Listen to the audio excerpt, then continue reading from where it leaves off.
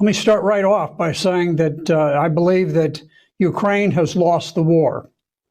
Now, of course, the war is not over, but it is lost. Let me show you why. This has become an artillery duel. Russia fires 50,000 shells a day, 10 times more than Ukraine. The Washington Post says that Ukraine is almost completely out of ammunition, and there are no replacements for its Soviet-era ordnance. On June 10th, the Post reported that Ukraine is suffering 1,000 casualties a day, including 200 killed. The rate of casualties has doubled in just 3 weeks. Let's put that in perspective. Vietnam was America's last truly bloody war. We lost 60,000 men in 10 years. That's about 6,000 killed every year.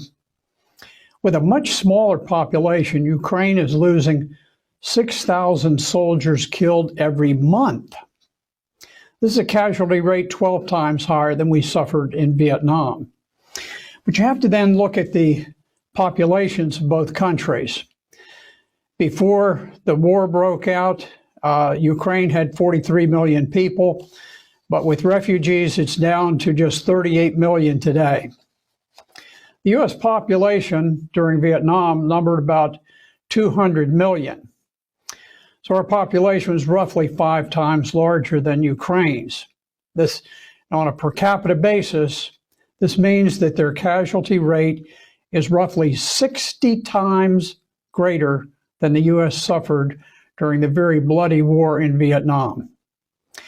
Ukrainians have fought with courage, but no nation can sustain such casualty rates for long.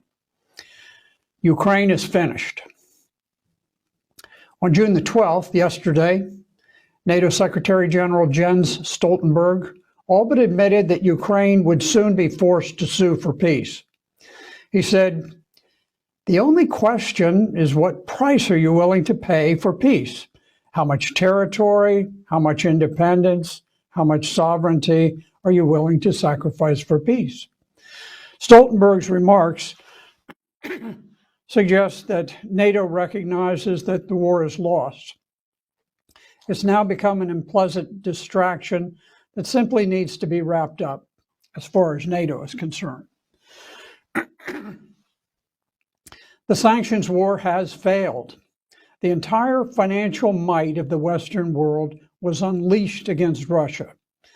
The Biden administration swore that the Russian ruble would be crushed into dust.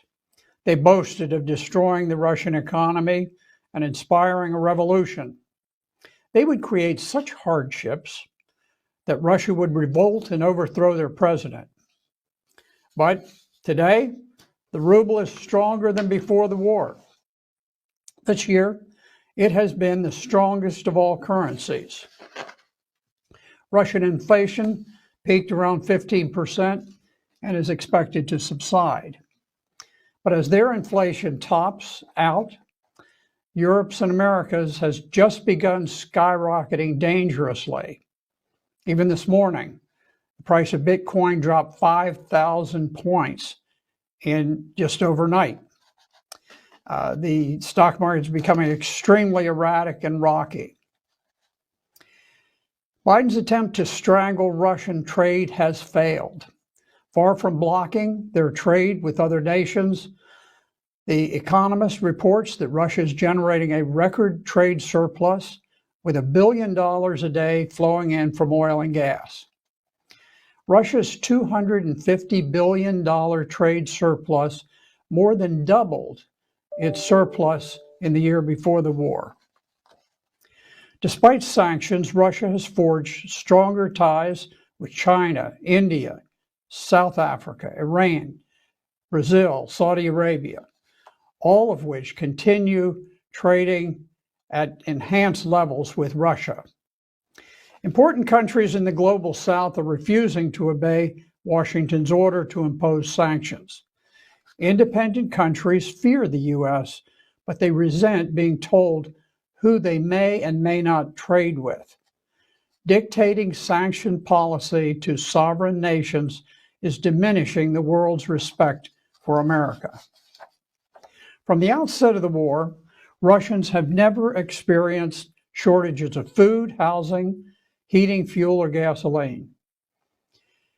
Anyone who expects Russians to crack from the loss of Gucci purchase, or Big Mac hamburgers do not understand the Russian psyche. Hopes of ousting President Putin have died. On March 1st, British Prime Minister Boris Johnson predicted that sanctions would bring down the Putin regime. Since then, Boris Johnson has nearly been ousted himself in a parliamentary vote of no confidence. At the same time, President Putin's popularity rose to 83%, which is greater than any of his Western counterparts.